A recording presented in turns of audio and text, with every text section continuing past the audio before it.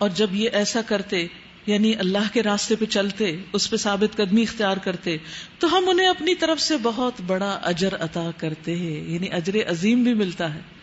اور یہ ہر وقت انسان کی اپنے نفس سے ایک جنگ ہو رہی ہوتی ہے اللہ کے راستے پر چلنے کے لیے خود کو آمادہ کرنے کی، اور انہیں سیدھا راستہ دکھاتے. اور جو اللہ اور اس کے رسول کی اطاعت کرے گا فَأُولَٰئِكَ مَعَ الَّذِينَ أَنْعَمَ اللَّهُ عَلَيْهِمْ، یہ ان لوگوں کے ساتھ ہوگا جن پر اللہ نے انعام فرمایا، یعنی انبیاء اور صدیقین اور شہداء اور صالحین. کیسے اچھے ہیں یہ دوست جو کسی کو میسر آئے. ایسے لوگوں کی صحبت، ایسے لوگوں کا ساتھ جو پاک نفس، پاک دامن، پاک باز ہوں، جن کی ساری محبتیں اللہ کے لیے خالص ہوں اور جو اس کو خوش کرنے میں دن رات دوڑ پھر رہے ہوں. یہ حقیقی فضل ہے جو اللہ کی طرف سے ملتا ہے، اور حقیقت جاننے کے لیے بس اللہ ہی کا علم کافی ہے. یا ایھا الذین آمنو، اے لوگو جو ایمان لائے ہو، مقابلے کے لیے ہر وقت تیار رہو، یعنی دشمن سے مقابلے کے لیے ایک اور شرعی قاعدہ ہے. پھر جیسا موقع ہو الگ الگ دستوں کی شکل میں نکلو یا اکٹھے ہو کر، یعنی حالات کے تقاضے کے مطابق. ہاں تم میں سے کوئی ایسا بھی ہے جو لڑائی سے جی چراتا ہے، اگر تم پر کوئی مصیبت آئے تو کہتا ہے اللہ نے مجھ پر بڑا فضل کیا کہ میں ان لوگوں کے ساتھ نہ گیا، اور اگر اللہ کی طرف سے تم پر فضل ہو تو کہتا ہے، اور اس طرح کہتا ہے گویا تمہارے اور اس کے درمیان محبت کا تو کوئی تعلق ہی نہ تھا کہ کاش میں بھی ان کے ساتھ ہوتا تو بڑا کام بن جاتا. ایسے لوگوں کو معلوم ہو کہ اللہ کی راہ میں لڑنا چاہیے ان لوگوں کو جو آخرت کے بدلے دنیا کی زندگی کو فروخت کر دیں، اور پھر جو اللہ کی راہ میں لڑے گا اور مارا جائے گا یا غالب رہے گا اسے ہم ضرور اجر عظیم عطا کریں گے.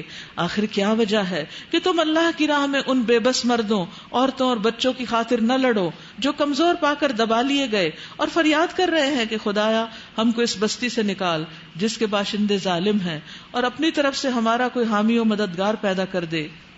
الذین آمنوا یقاتلون فی سبیل اللہ، جن لوگوں نے ایمان کا رستہ اختیار کیا وہ اللہ کی راہ میں لڑتے ہیں.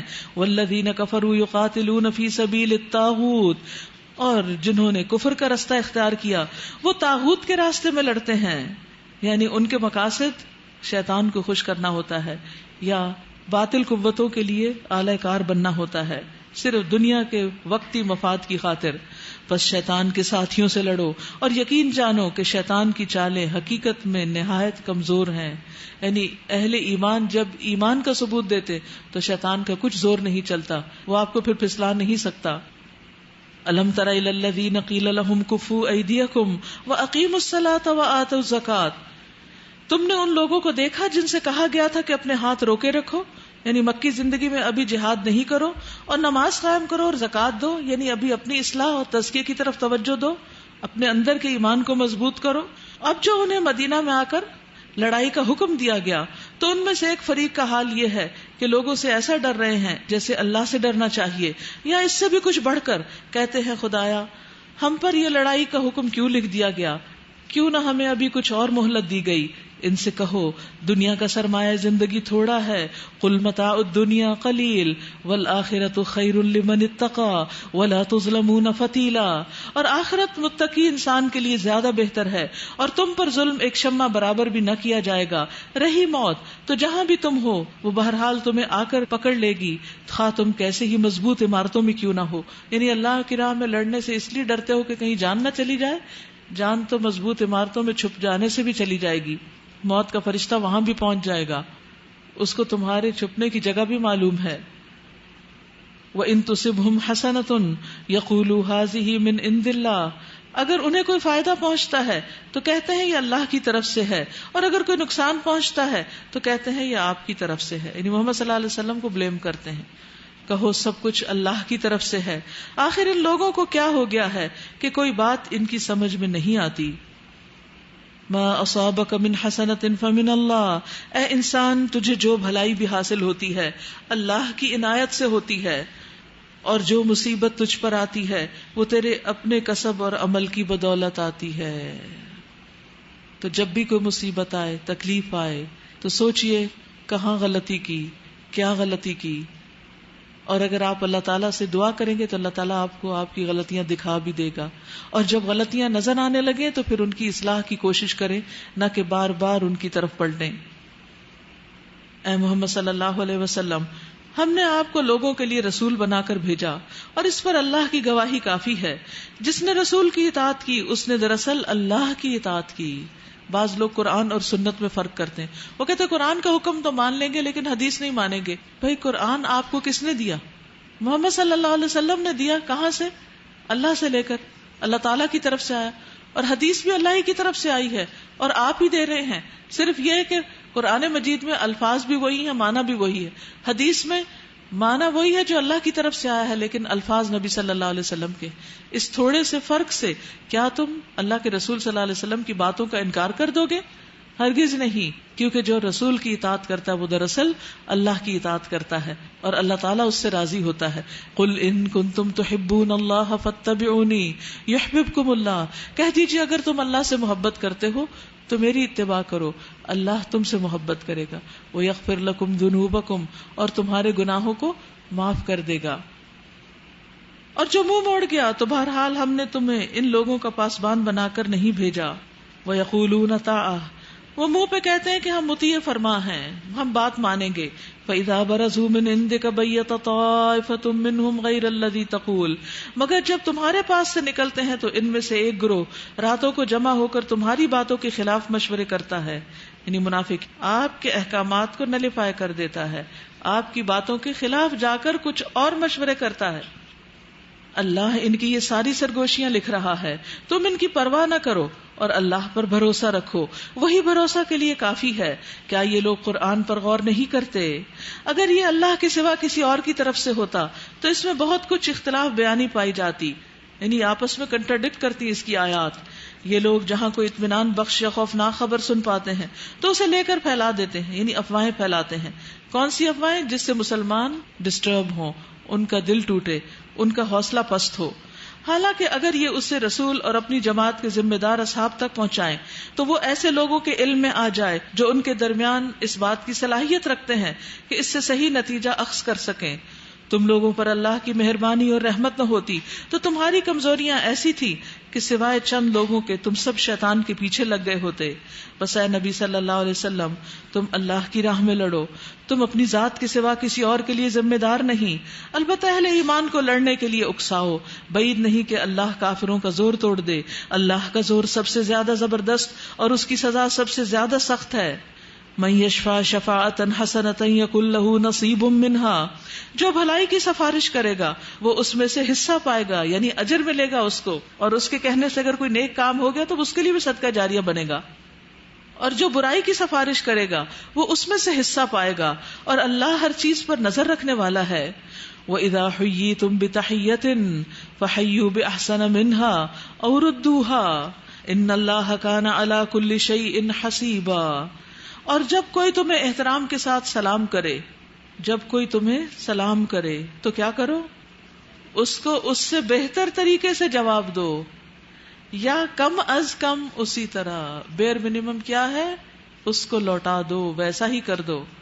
اللہ ہر چیز کا حساب لینے والا ہے. یہاں اللہ تعالیٰ کی صفت حسیب استعمال ہوئی ہے، یعنی اللہ تعالیٰ اس کا بھی حساب رکھ رہا ہے کہ کون سلام کرتا ہے کون نہیں، اور کون کیسا سلام کرتا ہے اور کیسا جواب دیتا ہے، بہتر جواب دیتا ہے یا ویسا ہی لوٹا دیتا ہے.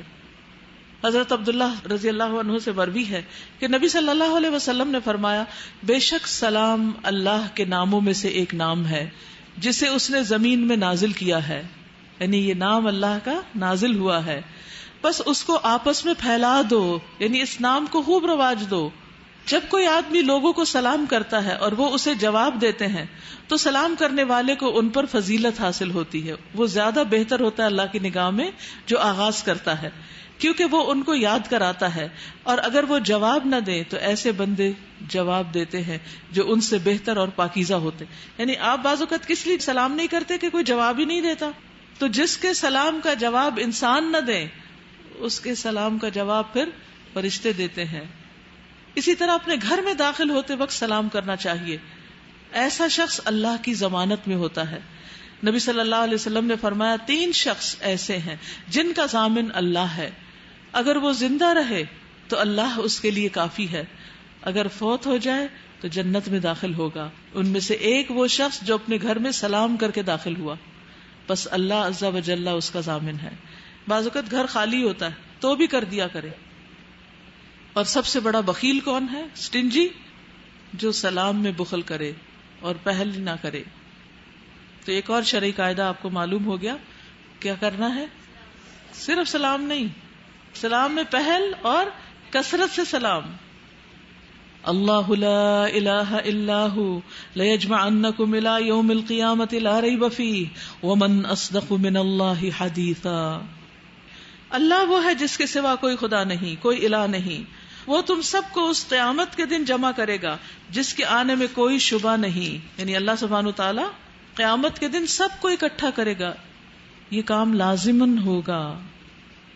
اور اللہ کی بات سے بڑھ کر سچی بات اور کس کی ہو سکتی ہے؟ یعنی اس بات میں کوئی شک نہ ہو تمہیں. پھر فرمایا فَمَا لَكُمْ فِي الْمُنَافِقِينَ فِئَتَيْنِ.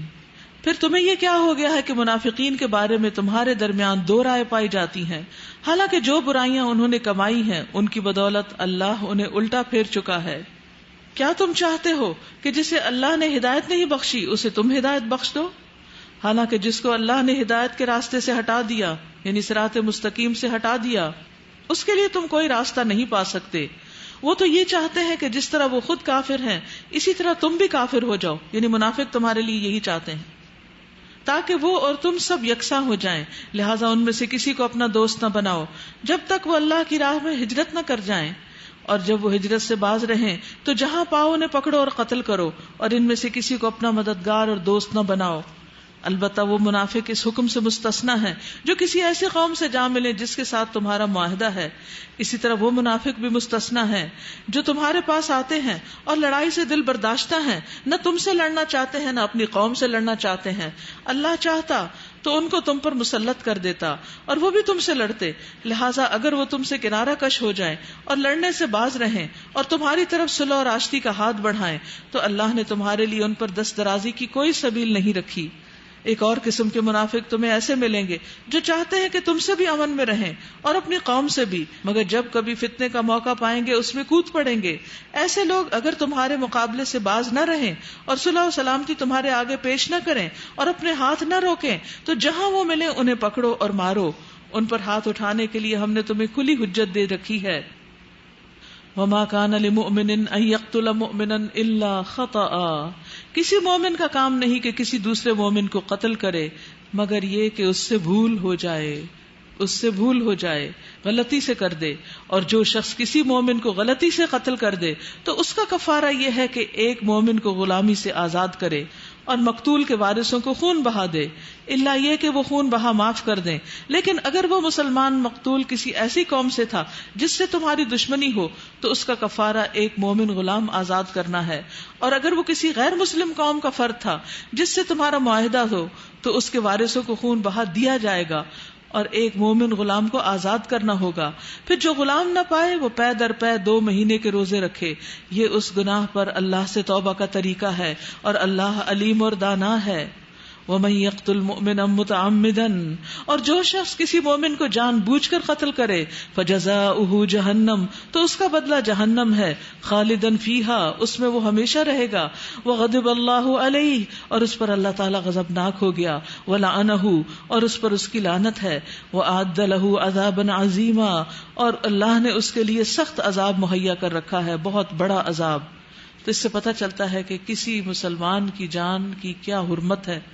رسول اللہ صلی اللہ علیہ وسلم نے فرمایا، اس ذات کی قسم جس کے قبضے میں میری جان ہے، مومن کا قتل کرنا اللہ کے نزدیک تمام دنیا کے تباہ ہونے سے زیادہ ہے. پوری دنیا ڈسٹرائے کر دی جائے. کبھی آپ نے وہ مووی دیکھی ہوگی جس میں ڈسٹرکشن کی وجہ سے بعض اوقات پوری عمارتیں گر رہی ہوتی، پورا شہر ملیا میٹ ہو رہا ہوتا. ایسے ایک شہر نہیں، 2 نہیں، سارے کے سارے دنیا کے ختم ہو جائیں، ساری چیزیں ڈھہ جائیں. وہ کم درجے کا نقصان ہے بنسبت اس کے کہ ایک مومن کو ناحق قتل کر دیا جائے. اللہ کے نزدیک کسی کی جان ناحق لینا اس قدر نقصان کی بات ہے، ناپسندیدہ بات ہے. اور یاد رکھیے کہ ناحق خون، بے جا خون جنت کے دروازے پر رکاوٹ بن جائے گا. جو شخص کسی کی جان ناحق لے گا، قیامت کے دن جب وہ جنت میں جانے لگے گا تو وہ خون اس کے راستے میں رکاوٹ بن جائے گا، وہ جنت میں داخل نہ ہو سکے گا. یا ایھا الذین آمنوا اذا ضربتم فی سبیل اللہ فتبینوا ولا تقولوا لمن القی الیکم السلام لست مؤمنا. اے لوگو جو ایمان لائے ہو، جب تم اللہ کی راہ میں جہاد کے لیے نکلو تو دوست دشمن میں تمیز کرو، اور جو تمہاری طرف سلام سے تقدیم کرے اسے فوراً کہہ نہ دو کہ تم مومن نہیں. ایک اور شرعی قاعدہ ہے، اگر تم دنیاوی فائدہ چاہتے ہو تو اللہ کے پاس تمہارے لیے بہت سے اموال غنیمت ہیں. آخر اسی حالت میں اس سے پہلے تم خود بھی مبتلا رہ چکے ہو، یعنی تم بھی تو کبھی کافر تھے، کبھی تم بھی تو بے دین تھے، اب تم دوسروں کے ساتھ صبر اور حوصلہ کیوں نہیں کرتے؟ پھر اللہ نے تم پر احسان کیا، لہذا تحقیق سے کام لو، جو کچھ تم کرتے ہو اللہ اس سے بے خبر نہیں، باخبر ہے. بہت ہی خوبصورت آیت ہے. ایک بہت اہم اصول زندگی کا دیا جا رہا ہے، ایک اہم شرعی قاعدہ دیا جا رہا ہے کہ جو شخص دین میں نہ ہو، جو شخص کسی وجہ سے کوئی اللہ کی نافرمانی کر رہا ہو، تو اس کے معاملے میں بہت جلدی نہ کرو کہ اسے فوراً سزا دے ڈالو. اس کے ساتھ صبر سے کام لو، حوصلہ کرو، اور یہ یاد رکھو پہلے تم بھی تو کبھی یہ غلط کام کیا کرتے تھے، اللہ نے تمہیں معاف کر دیا، تمہیں ڈھیل دی اور تم نے توبہ کر لی، تو ان کو بھی اللہ تعالیٰ ڈھیل دے رہا ہے، یہ بھی توبہ کریں گے. اور خصوصاً اگر کہیں جان لینے کا معاملہ ہو تو ناحق طریقے سے کسی کو مارنا نہیں چاہیے. لہذا تحقیق سے کام لو، جو کچھ تم کرتے ہو اللہ اس سے باخبر ہے. لا يستوي القاعدون من المؤمنين غير اولي الضرر والمجاهدون في سبيل الله باموالهم وانفسهم فضل الله المجاهدين باموالهم وانفسهم على القاعدين درجة. مسلمانوں میں سے وہ لوگ جو کسی معذوری کے بغیر گھر بیٹھے رہتے ہیں، یعنی اللہ کے راستے میں نہیں نکلتے، اور وہ جو اللہ کی راہ میں جان اور مال سے جہاد کرتے ہیں، دونوں کی حیثیت یکساں نہیں، دونوں برابر نہیں. اللہ نے بیٹھنے والوں کی بنسبت جان اور مال سے جہاد کرنے والوں کا درجہ بڑا رکھا ہے. اگرچہ ہر ایک کے لیے اللہ نے بھلائی ہی کا وعدہ فرمایا ہے، مگر اس کے ہاں مجاہدوں کی خدمات کا معاوضہ بیٹھنے والوں سے بہت زیادہ ہے. ان کے لیے اللہ کی طرف سے بڑے درجات ہیں اور مغفرت اور رحمت ہے، اور اللہ بڑا معاف کرنے والا اور رحم فرمانے والا ہے. جو لوگ اپنے نفس پر ظلم کر رہے تھے ان کی روحیں جب فرشتوں نے قبض کی تو ان سے پوچھا کہ یہ تم کس حال میں مبتلا تھے؟ انہوں نے جواب دیا کہ ہم زمین میں کمزور اور مجبور تھے. فرشتوں نے کہا کیا اللہ کی زمین وسیع نہ تھی کہ تم اس میں ہجرت کرتے؟ یہ وہ لوگ ہیں جن کا ٹھکانہ جہنم ہے اور وہ بڑا ہی برا ٹھکانہ ہے. ہاں جو مرد، عورتیں اور بچے واقعی بے بس ہیں اور نکلنے کا کوئی راستہ اور ذریعہ نہیں پاتے، بعید نہیں کہ اللہ انہیں معاف کر دے. اللہ بڑا معاف کرنے والا اور درگزر فرمانے والا ہے. وَمَن يُهَاجِرْ فِي سَبِيلِ اللَّهِ يَجِدْ فِي الْأَرْضِ مُرَاغَمًا كَثِيرًا وَسَعًا. جو کوئی اللہ کی راہ میں ہجرت کرے گا وہ زمین میں پناہ لینے کے لیے بہت جگہ اور بسر اوقات کے لیے بڑی گنجائش پائے گا. یعنی بعض اوقات حالات ایسے تنگ ہو جاتے ہیں کہ انسان ایک جگہ پر، ایک گھر میں، ایک زمین پر اللہ کی اطاعت نہیں کر پاتا، تو ایسی صورت میں اللہ کی اطاعت نہیں چھوڑنی، وہ جگہ چھوڑ دینی ہے. اور جو اپنے گھر سے اللہ اور اس کے رسول کی طرف ہجرت کے لیے نکلے، پھر راستے میں ہی اسے موت آ جائے، اس کا اجر اللہ کے ذمہ واجب ہو گیا. اللہ بہت بخشش فرمانے والا اور رحیم ہے. یعنی اللہ تعالیٰ کے نزدیک یہ عمل اتنا پیارا ہے کہ کوئی نیت ہی کر لے، کوئی ایک قدم ہی اٹھا لے تو اللہ تعالیٰ اس پر ہی اجر عطا کرتا ہے. اور ہجرت ایک تو بڑی ہجرت ہے، ایک جگہ سے دوسری جگہ جانا، اور اس کے علاوہ چھوٹی ہجرتیں بھی ہیں. ہجرت کا مطلب ہوتا ہے اللہ کی نافرمانی کے کام کو چھوڑ دینا، تو گناہوں کو چھوڑنا بھی ایک ہجرت ہے. تو اپنی غلطیوں اور برائیوں کی جن سے آپ خود بھی تنگ ہیں لسٹ بنائیے، اور پھر سوچئے کہ ان کو آپ اللہ کی خاطر کیسے چھوڑ سکتے ہیں. وَإِذَا ضَرَبْتُمْ فِي الْأَرْضِ فَلَيْسَ عَلَيْكُمْ جُنَاحٌ أَن تَقْصُرُوا مِنَ الصَّلَاةِ. ایک اور شرعی قاعدہ، اور جب تم لوگ سفر کے لیے نکلو تو کوئی مضائقہ نہیں اگر نماز میں اختصار کرو. قصر نماز کی بات ہو رہی ہے، سفر میں اس کی اجازت ہے، خصوصاً جب کہ تمہیں اندیشہ ہو کہ کافر تمہیں ستائیں گے، کیونکہ وہ کھلم کھلا تمہاری دشمنی پر تلے ہوئے ہیں. قصر نمازوں میں فجر کی سنتیں پڑھی جاتی ہیں، باقی جو 4 رکعتیں ہوتی ہیں وہ 2 ہوتی ہیں، 3 رکعت 3 ہی ہوتی ہے، اور وتر بھی پڑھے جاتے ہیں. گھر کے علاوہ انسان جہاں کہیں جاتا ہے وہ سفر کی حالت ہوتی ہے، یعنی اپنا شہر چھوڑ کر. یہ نہیں کہ گھر سے نکل کر G11 سے آپ H11 آ گئے ہیں تو یہ ہجرت ہوگی اور سفر ہو گیا، ایسا نہیں. اور اے نبی صلی اللہ علیہ وسلم، جب تم مسلمانوں کے درمیان ہو اور حالت جنگ میں انہیں نماز پڑھانے کے لیے کھڑے ہو تو چاہیے کہ ان میں سے ایک گروہ تمہارے ساتھ کھڑا ہو اور اسلحہ لیے رہے، پھر جب وہ سجدہ کر لے تو پیچھے چلا جائے. اب ہجرت اور قصر نماز کے بعد خوف کی نماز کا طریقہ بتایا گیا. یعنی ہم سوچتے ہیں کہ اب تو بڑے مشکل حالات ہیں، اب تو شاید نماز معافی ہو جائے، لیکن اس وقت بھی نماز پڑھنی ہے. تو پھر عام حالات میں آرام سے اپنے بستر پر لیٹے ہوئے نماز چھوڑنے والے کیسے چھوڑ دیے جائیں گے؟ اور دوسرا گروہ جس نے ابھی نماز نہیں پڑھی آ کر تمہارے ساتھ پڑھے اور وہ بھی چوکنا رہے اور اپنا اسلحہ لیے رہے، کیونکہ کفار اس طاق میں ہے کہ تم اپنے ہتھیاروں اور اپنے سامان کی طرف سے ذرا غافل ہو تو وہ یک بارگی تم پر ٹوٹ پڑے. البتہ اگر تم بارش کی وجہ سے تکلیف محسوس کرو یا بیمار ہو تو اسلحہ رکھ دینے میں کوئی مذائقہ نہیں، مگر پھر بھی چوکنے رہو. دین اور دنیا کا کتنا زبردست امتزاج ہے کہ اسلحہ پہن کے نماز پڑھو، اور خواتین بچے اٹھا کر بھی نماز پڑھیں، کیونکہ خواتین کا میدان جنگ ان کا گھر ہی ہوتا ہے، اور ان کا اپنے نفس کے ساتھ اور بچوں کے ساتھ جو معاملہ چلتا رہتا ہے وہ کچھ کم درجے کی مشکل نہیں. تو اس وجہ سے بھی، یعنی بچوں کی وجہ سے بھی یا چھوٹی چھوٹی ناپاکیوں کے بہانے کر کے بھی نماز چھوڑی نہیں جا سکتی. اور یقین رکھو کہ اللہ نے کافروں کے لیے رسوا کن عذاب مہیا کر رکھا ہے. پھر جب نماز سے فارغ ہو جاؤ تو کھڑے اور بیٹھے اور لیٹے ہر حال میں اللہ کو یاد کرو. انڈر لائن کر لیجئے اس آیت کو، بہت ہی اہم آیت ہے. ہم سمجھتے ہیں نماز پڑھ لی، قرآن پڑھ لیا، ذکر ہو گیا ہمارا سارا. نہیں، نماز پڑھنے کے بعد کچھ لوگوں کو میں نے دیکھا سلام پھیرنے کی دیر ہے مصلی سے ایسے بھاگتے ہیں جیسے کوئی کسی ناپسندیدہ چیز سے فرار حاصل کر رہا ہو، بس انتظار میں ہوتا ہے کہ بھاگیں یہاں سے. حالانکہ نماز کے بعد جتنی دیر آپ ذکر کرتے رہیں گے، خصوصاً فجر کی نماز کے بعد کہا گیا جب تک وضو رہے گا فرشتے آپ کے لیے رحمت کی دعائیں کرتے رہیں گے. تو مصلی پر بیٹھ کر اللہ کا ذکر کرنا یا نماز کے بعد اللہ کا ذکر کرنا بہت فائدے کی چیز ہے. اور پھر اگر کھڑے ہی ہونا پڑے نماز کے بعد تو کھڑے ہو کر بھی ذکر کرو. کچن میں ضروری کام ہے، بچہ رو رہا ہے، دودھ دینا ہے اس کو، تو تسبیح ساتھ جاری رکھو. وقعوداً، اور بیٹھ کر، وعلی جنوبکم، اور اگر کسی وجہ سے تکلیف ہے کہ تم زیادہ دیر بیٹھ کے بعد میں نہیں پڑھ سکتے اور لیٹنا پڑ رہا ہے، بیمار ہو تو لیٹ کے ذکر کرو. یعنی تسبیحات فاطمہ جو ہیں کم از کم ان کو ہر نماز کے بعد ضرور پڑھو، کیونکہ جو ان کی پابندی کرے گا اس کے لیے جنت کی ضمانت ہے. فَإِذَا اطْمَأْنَنْتُمْ فَأَقِيمُوا الصَّلَاةَ، اور جب اطمینان نصیب ہو جائے تو پوری نماز پڑھو. إِنَّ الصَّلَاةَ كَانَتْ عَلَى الْمُؤْمِنِينَ كِتَابًا مَوْقُوتًا، نماز در حقیقت ایسا فریضہ ہے جو پابندی وقت کے ساتھ اہل ایمان پر لازم کیا گیا ہے. وقت کی پابندی ضروری ہے. ایک شخص نے نبی صلی اللہ علیہ وسلم سے پوچھا کون سا عمل سب سے افضل ہے؟ آپ نے فرمایا وقت پر نماز پڑھنا. قیامت کی نشانیوں میں سے ایک نشانی یہ ہے کہ ایسے لوگ آئیں گے جو نمازوں کو ڈیلے کر دیں گے، مؤخر کر دیں گے، ضائع کر دیں گے. تو ایسی صورت میں ہم سب کو اس بات کا دھیان رکھنا ہے کہ اللہ نے ہمیں اپنی عبادت کے لیے پیدا کیا، اور عبادت کا سب سے بہترین طریقہ نماز ہے. وَلَا ذِكْرُ اللَّهِ أَكْبَرُ، اللہ کے ذکر کا بھی سب سے بڑا طریقہ ہے. تو اس لیے آداب اور شرائط کے ساتھ، وقت کی پابندی کے ساتھ اس کو ادا کرنا ضروری ہے. ان الصلاة كانت على المؤمنين كتابا موقوتا ولا تهنوا في ابتغاء القوم. اس گروہ کے تعاقب میں کمزوری نہ دکھاؤ. اب آپ دیکھیں ایک طرف اللہ تعالیٰ نماز کا حکم دیتے، اس کے طریقے بتاتے، سفر میں، خوف میں نماز کم کرنے اور نماز پڑھنے کے مخصوص طریقے سکھائے جاتے ہیں. اور اس کے بعد یہ نہیں کہا جاتا کہ نمازوں میں ایسے محو ہو جاؤ، اپنی عبادت میں اس طرح لگ جاؤ کہ تم اپنے دشمنوں کو بھول جاؤ یا باقی کام بھول جاؤ. نمازیں پڑھتے ہوئے باقی طرف بھی دھیان رکھنا ہے، نماز کے اندر نہیں، نماز پڑھنے کے بعد، کیونکہ ہم نماز کے اندر ہی شروع ہو جاتے ہیں اور کیا کیا کرنے والا ہے. اگر تم تکلیف اٹھا رہے ہو تو تمہاری طرح وہ بھی تکلیف اٹھا رہے ہیں، اور تم اللہ سے اس چیز کے امیدوار ہو جس کے وہ امیدوار نہیں ہیں. اللہ سب کچھ جانتا ہے اور وہ حکیم و دانا ہے.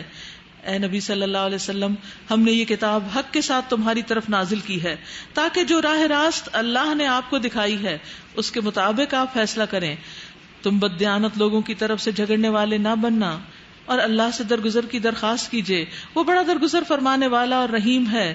جو لوگ اپنے نفس سے خیانت کرتے ہیں تم ان کی حمایت نہ کرو، کیونکہ معمولی خیانت کا بھی بہت برا انجام ہے. عدی بن امیرہ کندی نے کہا کہ میں نے رسول اللہ صلی اللہ علیہ وسلم کو یہ فرماتے ہوئے سنا ہے کہ ہم تم میں سے جس شخص کو کسی کام پر عامل مقرر کریں، ڈیوٹی دیں، ذمہ داری دیں، اور وہ ایک سوئی یا اس سے بڑی کوئی چیز ہم سے چھپا لے، لوٹائے نہیں، تو یہ خیانت ہوگی. وہ شخص قیامت کے دن اسے ساتھ لے کر آئے گا. اب آپ دیکھیے کہ جیسے آپ کو مختلف آفیسز میں ڈیوٹی ملتی، پھر آفس چینج ہوتے ہیں، ڈیوٹیز چینج ہو جاتی ہیں، ٹرانسفرز ہو جاتی ہیں، تو کیا کرنا چاہیے؟ آدھی چیزیں گھر لے جائیں؟ ہرگز نہیں. آفس نے ایک مخصوص شہر میں آپ کو جو فیسلٹی دی اس فیسلٹی کو وہیں تک استعمال کر کے امانت لوٹا کر اگلی ڈیوٹی پر جائیں. اگر آفس کے اندر آپ کو کوئی اسٹیشنری دی گئی ہے یا کوئی بھی چیز استعمال کی تو وہ آفس کی حد تک ہی محدود رکھیں، اس کو پرسنل کاموں میں استعمال نہ کریں اور اسے گھر نہ لے جائیں. اور اگر ایسی غلطی سے ایسا کچھ ہو جائے تو کیا کریں؟ اس کو ریپلیس کر دیں، واپس لا کر رکھ دیں. گم جائے تو اس کو بھر دیں، ٹوٹ جائے تو اس کو کمپنسیٹ کر دیں. کیونکہ خیانت کا معاملہ بہت سخت ہے. آپ کو معلوم ہے کہ پل صراط جب کراس کر رہے ہوں گے لوگ تو امانت وہاں پہنچ جائے گی، آگے نہیں جانے دے گی. تو یہاں خاص طور پر سرکاری دفتروں کے ملازمین کو جو حکم دیا جا رہا ہے وہ بہت ہی اہم ہے. اللہ کو ایسا شخص پسند نہیں جو خیانت کار اور معصیت پیشہ ہو. یہ لوگ انسانوں سے اپنی حرکات چھپا سکتے ہیں مگر اللہ سے نہیں چھپا سکتے. حدیث میں آتا ہے کہ جس چیز کو تم پسند نہیں کرتے کہ لوگ اس کو دیکھیں تو اس کام کو تنہائی میں بھی نہ کرو. بہت زبردست معیار دے دیا گیا. یعنی جو کام جو چیز تم سامنے نہیں کر سکتے لوگوں کے، اسے چھپ کے بھی نہ کرو. وہ تو اس وقت بھی ان کے ساتھ ہوتا ہے جب یہ راتوں کو چھپ کر اس کی مرضی کے خلاف مشورے کرتے ہیں. ان کے سارے اعمال پر اللہ محیط ہے. ہاں تم لوگوں نے ان مجرموں کی طرف سے دنیا کی زندگی میں تو جھگڑا کر لیا، مگر قیامت کے روز ان کی طرف سے کون جھگڑا کرے گا؟ آخر وہاں کون ان کا وکیل ہوگا؟ اگر کوئی شخص برا فعل کر گزرے یا اپنے نفس پر ظلم کر جائے اور اس کے بعد اللہ سے درگزر کی درخواست کرے تو اللہ کو درگزر کرنے والا اور رحیم پائے گا. مگر جو برائی کما لے تو یہ اس کی کمائی اسی کے لیے وبال ہوگی. اللہ کو سب باتوں کی خبر ہے اور وہ حکیم اور دانا ہے. پھر جس نے کوئی خطا یا گناہ کر کے اس کا الزام کسی بے گناہ کے سر پر تھوپ دیا، اس نے تو بڑے بہتان اور صریح گناہ کا بار سمیٹ لیا.